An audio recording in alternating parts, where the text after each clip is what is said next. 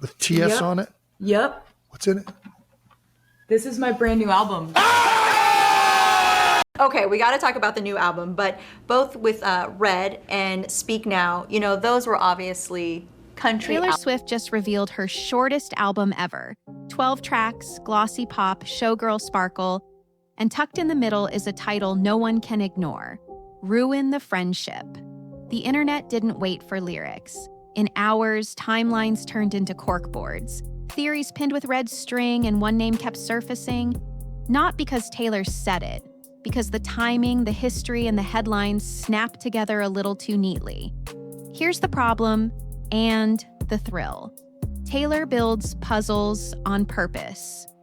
Blake is excited for new music from Taylor, but she won't be shocked if some Taylor Swift fans... She knows a title like this invites people to connect dots, even when the picture isn't finished.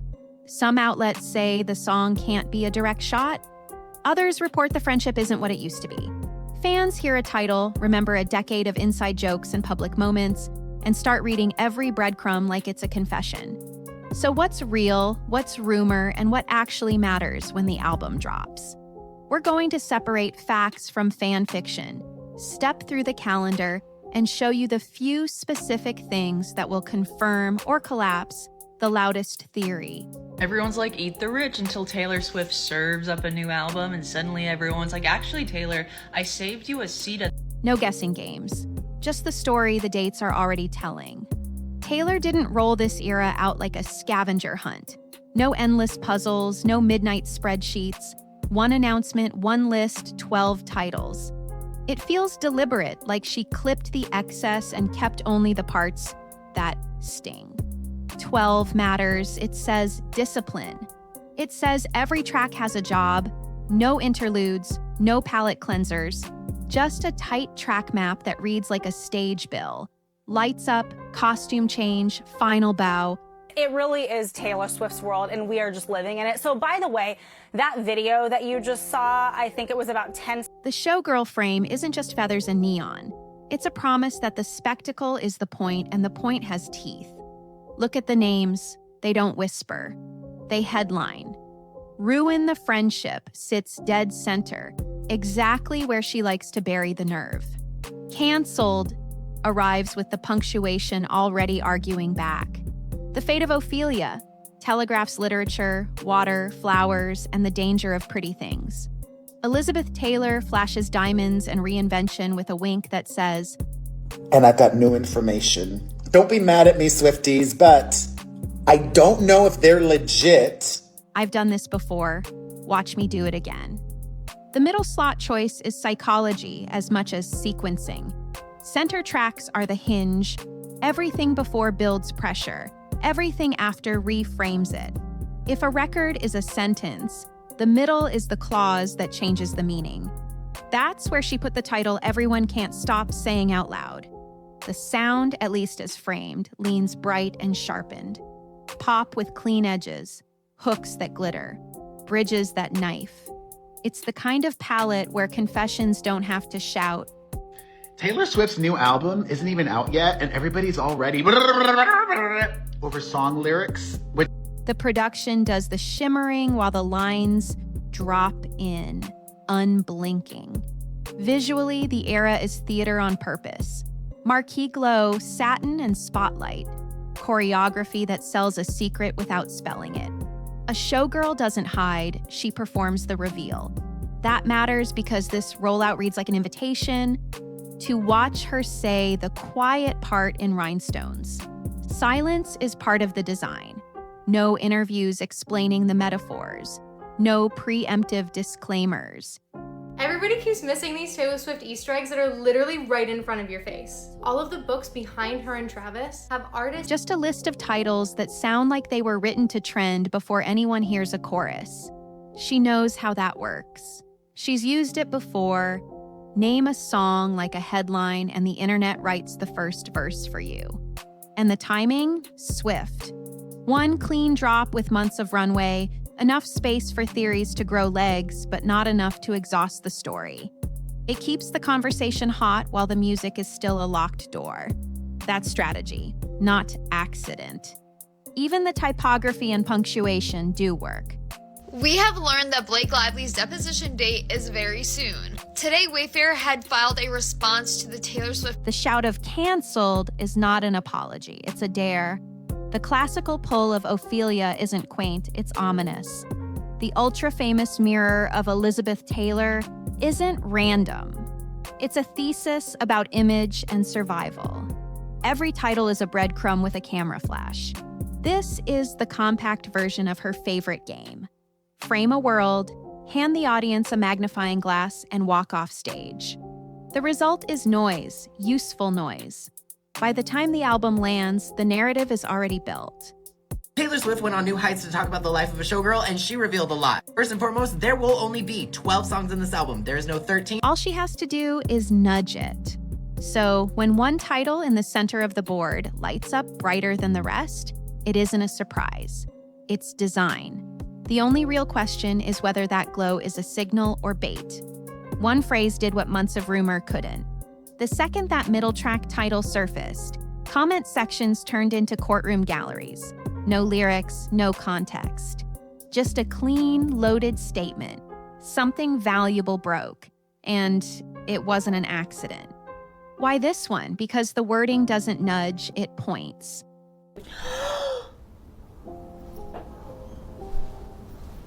Is that the album cover? Ruin isn't gentle, it implies cause, consequence, and a before and after you can feel. Put that in the hinge position of a 12-song record, and it reads like a thesis. Whatever the album is wrestling with, this is the moment it tips. Fans filled in the missing pieces with history. A decade of inside jokes, music video cameos, arena shout-outs, and high-visibility dinners made one friendship larger than life. Then came a quiet stretch. Fewer sightings, colder optics, and headlines that began to ask if things had shifted. There's more going on with this image than you might think. So for anyone that doesn't know and those living under a rock, this is the cover image of When a title appears that sounds like a verdict, people assume they know the case. Pushback came fast. Some argued the writing window predates the louder public drama, making a direct shot less likely. Others said the title could be universal. Any friendship, any fracture. The counter to the counter is simple. Taylor knows how people read her titles.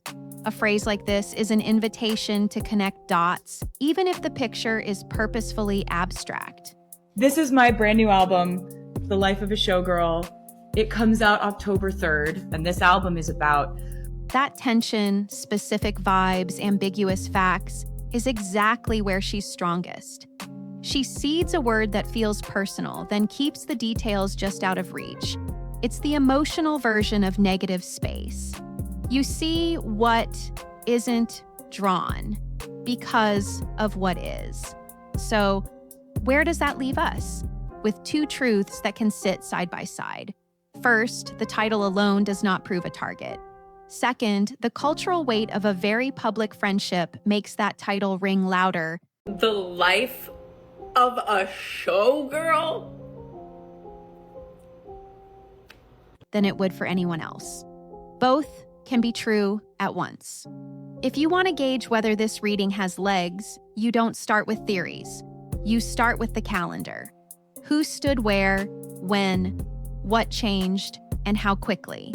The timeline doesn't tell you everything, but it tells you enough to understand why this one word detonated the way it did. It didn't begin with headlines. It grew through little things. Guest lists, inside jokes, the kind of city night photos where everyone looks tired and happy. I think it's going to happen with The Life of a Showgirl Deluxe CDs based on previous Taylor releases. I want to stress this is based on previous Taylor releases, none of this. Cameos turned into collaborations. She even trusted a first-time music video director who just happened to be her friend, proof that the connection lived off stage too. And when a certain trio of kids' names slipped into a song, the internet took it as a quiet nod to how close the families had become. No press release needed. Then there were the big room moments, arena shout-outs, tour stops where a familiar couple turned up and slipped into the crowd like proud cousins. Taylor Swift reportedly addresses her friendship breakup with Blake Lively in her new album. You'll know by now that Taylor Swift had Dinners that read like ritual, same city, same week, same glow of paparazzi flash. Years of this built a public story, not just friends, but fixtures in each other's orbit. At some point, the tempo changed, fewer sightings, more silence, nothing dramatic on the record, just the absence of what used to be predictable. That's all it takes online. When one side moves differently, timelines fill in the rest. Theories sprout, threads multiply. A title like Ruin the Friendship lands on that soil and grows 3 feet in an hour. This is TS12, this is the life of a showgirl. It oxidized. One of my followers just commented this to me and it blew my mind and I... None of this proves a fracture. It does explain the echo. When a bond has been this visible for this long, any hint of static sounds louder. People don't just follow the music, they follow the calendar. This friendship didn't drift in a vacuum. It drifted while a high-profile legal fight played out around a book-to-film project. Press statements, court filings, and competing narratives turning every update into fresh oxygen. Even when Taylor isn't a party, her name edges into the margins. A text thread mentioned here. All right, so we officially have the album cover for The Life of a Showgirl, and that is like... A scheduling email reference there. A request for communications that may or may not exist. On paper, that's routine. Online, it reads like a smoking gun. That's the split screen. Court language is dry and procedural. Fandom language is loud and emotional. A lawyer says documents sought, and the internet hears receipts found. A judge sets dates, and it becomes a countdown clock for a song people haven't heard yet. None of that proves a lyric aims at anyone. One more major piece of Taylor Swift news before I turn in for the night. It looks like every single song on The Life of a Showgirl is produced by Max Martin. It does explain why one track title feels bigger than music. There's also the way timelines get misread. Albums are written long before they're delivered. A headline in winter doesn't mean a chorus in summer is a response to it. But once a friendship starts looking less public and legal, updates keep landing. People stitch cause and effect whether it's there or not. That's the viral math. Proximity becomes proof and ambiguity becomes certainty. Is the door open?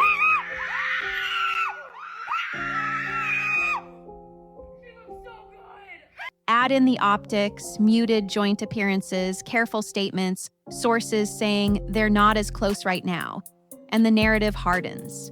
Even a court note about searching communications morphs into a theory that the studio, the script, the friendship, and the album are one story. It's tidy. It's clickable. It's not the same as confirmed. So the legal backdrop matters less for what it decides and more for how it frames the mood. It builds a world where a phrase like ruin the friendship lands with a thud instead of a whisper. Taylor Swift, a literary genius, said she has spelled canceled wrong. Not really. She actually spelled canceled. Whether the song is personal or universal, the environment around it guarantees a reaction. Start with the flowers. The title, The Fate of Ophelia, drags Shakespeare's river to the modern stage. Petals, water, the way something delicate can carry danger under the surface. Online, people map that straight onto a different flower universe. The branding tied to a certain book-to-film era, bouquets on carpets, floral dresses as a uniform. It's tidy. It's also theory. Blake is excited for new music from Taylor, but she won't be shocked if some Taylor Swift fans... The only thing confirmed is that Taylor loves a literary mirror and knows how to make a metaphor feel personal without naming names. Then there's canceled, punctuation as posture. Fans call it meta before the music even drops. A song about takedown cycles, dog piles, the way a narrative can flatten a person into one headline. If she's aiming at anyone, she won't say. The safer read is that it's culture scope, not character assassination. Bigger than one feud, sharp enough to sting like one anyway. Elizabeth Taylor is the glamour riddle. Did you know that Blake Lively and Taylor Swift's friendship started with a bit of drama? Over the years, Taylor and Blake have had plenty of adorable moments. Diamonds, reinventions, love lives that became public property, and the skill of owning the frame even when the frame wants to own you. It's old Hollywood as armor. If the album is a showroom of images people assign to women, this title is the museum plaque. Exhibit A in Surviving the Gaze. The showgirl aesthetic is a thesis too. Sequins as misdirection, spotlight as confession. The performer who sells you a reveal that may or may not be the real reveal. Fans read costumes like codes. Are we getting another announcement from Taylor tonight? In the I Can Do It With a Broken Heart music video, we all noticed this sign in the back. It says A feathered shrug becomes a shrug. In the lyrics, a light cue becomes a line break. It's part of the fun and part of the trap. She designs for double takes. Placement matters. Track 6 as a hinge, the literary cut placed a few songs away, the exclamation point track loud enough to echo. Sequencing that makes breadcrumbs look like a map. Even the typography does work. The shout of all caps, the antique weight of a proper name, the soft threat of a classical tragedy tucked among neon. Good morning, Swifties. I want you to go to the comments section and I want you to type TS12 and hit enter and watch your screen explode with color, numbers, callbacks. People catalog them all. Orange on a marquee is read as warning. A repeated number becomes a date. A lyric fragment teased in a visual becomes a locator pin for a person who hasn't been mentioned. Most of it is clever. Some of it is wishful. That's the ecosystem she builds on purpose. Here's the line worth drawing in permanent ink. Symbolism is a lens, not a subpoena. It can sharpen the picture or distort it. It can feel dead on and still be universal. I think Taylor Swift is going to be the Super Bowl halftime show performer. I do. And you want to know why? I don't think Taylor Swift is actually baked. Taylor's Easter eggs are designed to spark conversation, not hand out verdicts. So if you're trying to separate signal from smoke, the question isn't, what could this mean? It's what consistently fits across the titles, the imagery, and the timeline without forcing it. Start with the clock. Albums don't appear in reaction to last week's headline. They're built months, sometimes a full year, before any of us see a title card. Drafts get written on planes, refined in hotel rooms, rewritten in the margins of a tour. Oh, Taylor Swift's going to release a pop album. Oh, it's going to be the happiest album. So many happy songs. On Midnights, she had Would've, Could've, Should've. And by the time track names surface, most of the heavy choices are already fossilized. That doesn't erase coincidence, but it does make cause and effect the weakest argument in the room, then the craft. Taylor's sweet spot is universal specificity, a line sharp enough to feel like your situation and vague enough to fit a dozen others. That's not a dodge, it's the design. Titles like Ruin the Friendship are built to detonate on contact with your own memories. If one very public friendship happens to be top of mind, the album cover for Taylor Swift's brand new album has finally been revealed and I am obsessed. I wanted to wait until we got the album cover. The title will feel tailored even if it isn't stitched to a single name. Sequencing is a magician's sleeve. The middle slot reads like a confession, but it's also where she hides the hinge that flips an album from setup to aftermath. A hinge doesn't have to be a call-out. It can be theme work, boundaries, blurred lines, private loyalties tested in public light. The feeling is personal. The target can still be bigger than one person. History backs this up. Hi, I was a Swiftie for 16 years. From 2008 to 2024, I dedicated nearly... Plenty of her hardest-hitting lines have been emotional composites. Part diary, part observation, part character study. The knife lands because the wording is clean, not because there's a legal exhibit attached. When songs stick around, it's usually because they outgrow the rumor they arrived with. The media ecosystem muddies the water. Sources say stories, timeline think pieces, and social clips blur into one stream until speculation feels like evidence. But proximity is not proof. a lull in public sightings plus a pointed song title. We just got so much information about Taylor Swift's new album. Here is everything that we know about it. First of all, can we just take a moment to... Equals a good narrative, not automatic confirmation. There's also the red herring factor. She knows how her audience reads punctuation, names, and mythic references.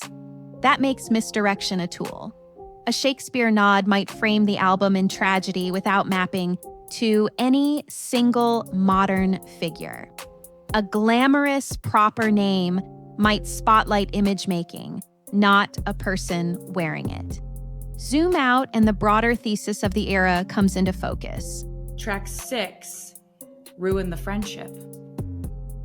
Track 7, Actually Romantic. Performance, identity, and the price of being watched.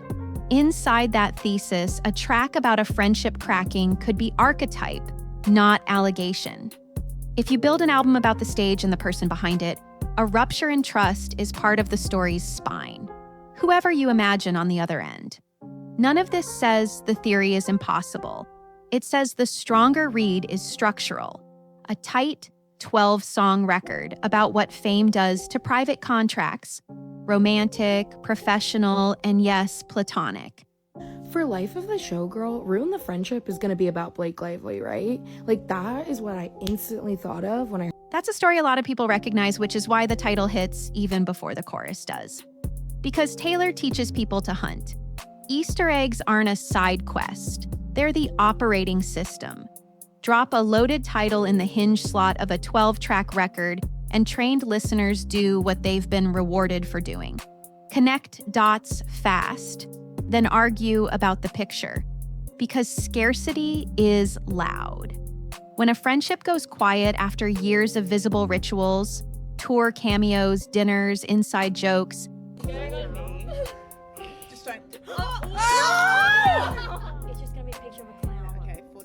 absence feels like evidence. A single pointed phrase lands on that emptiness and echoes. Because the internet prefers puzzles over patience. Speculation has better reach than restraint. A thread with a theory will outrun a paragraph that says, wait for the lyrics every time. Because headlines compete. One outlet says unlikely, another says not speaking, a third says no shade. And together, they keep the story humming.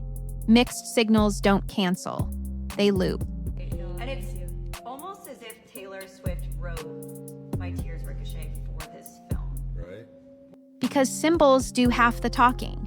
Shakespeare nods, old Hollywood mirrors, a track titled like a tabloid. Those aren't names, but they're close enough to touch. When imagery rhymes with real life, fans hear intent.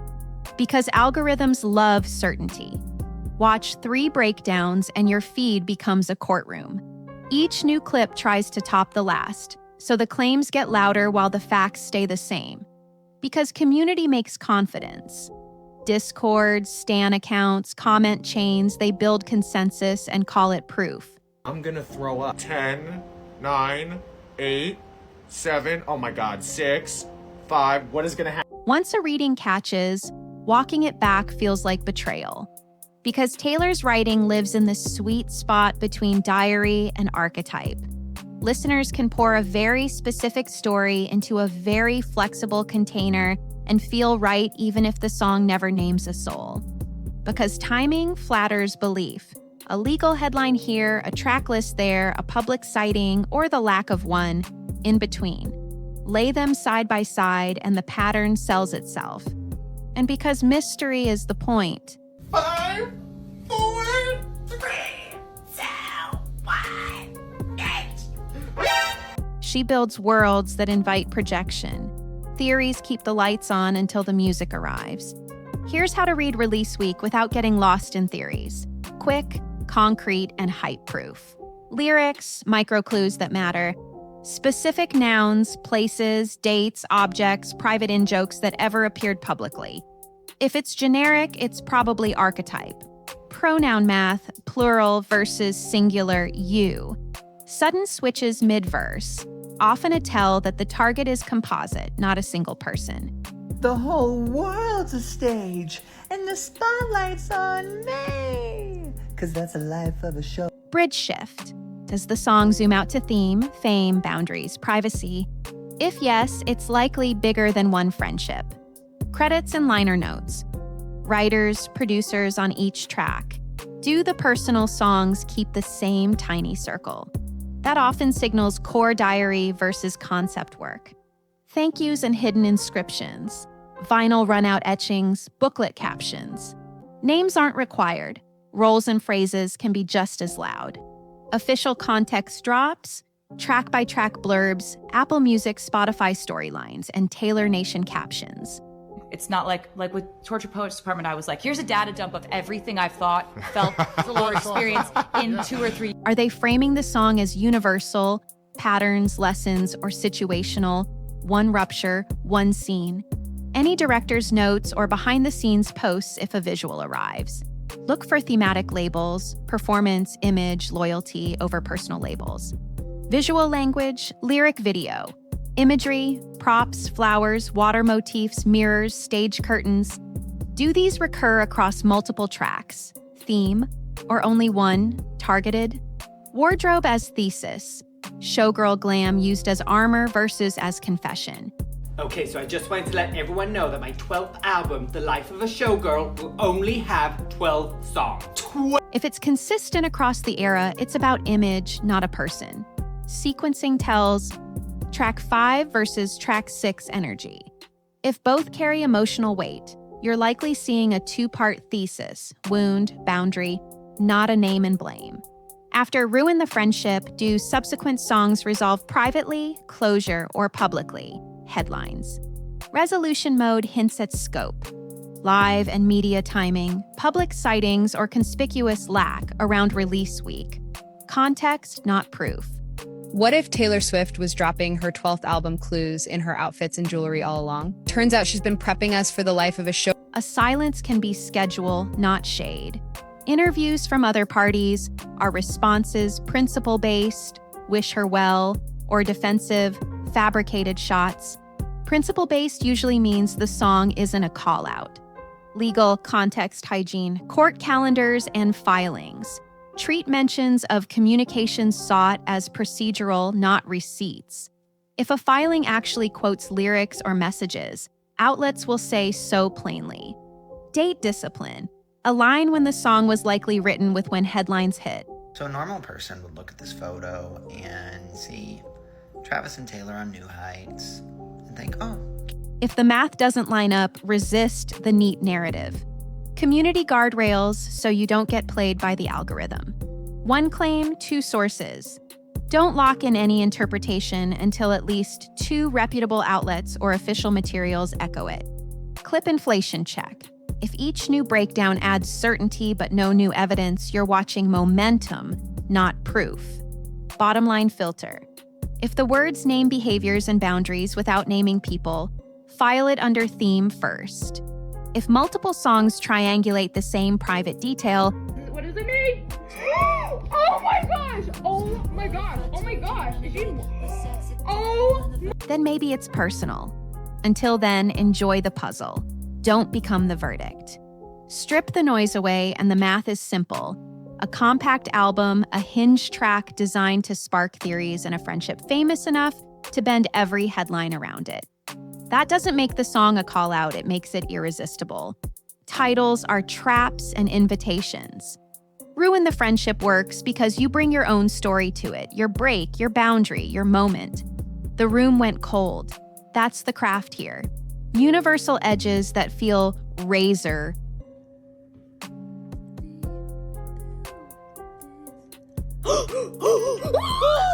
Personal if you hold them close enough. The timelines matter, so do the credits, the sequencing, and the images she picks on purpose. But until the lyrics land, the cleanest read is still the broad one. A record about performance, identity, and what public light does to private contracts. Romantic, professional, and yes, platonic. If it narrows to one person, the text will do that work for us. If it doesn't, the theme will carry it anyway. So enjoy the puzzle without mistaking it for a verdict. I made the glorious, fortuitous mistake of saying that to let the symbolism sharpen the picture, not subpoena a name. When the music finally speaks, check the nouns, the bridge, the aftermath in the tracks that follow, and see whether the story tightens to a point or widens to a mirror. Your turn. If one line on track 6 could rewrite the last decade's narrative, what would it be? Drop your sharpest single-sentence prediction. We'll test it against the real lyrics and see which theory survives the spotlight.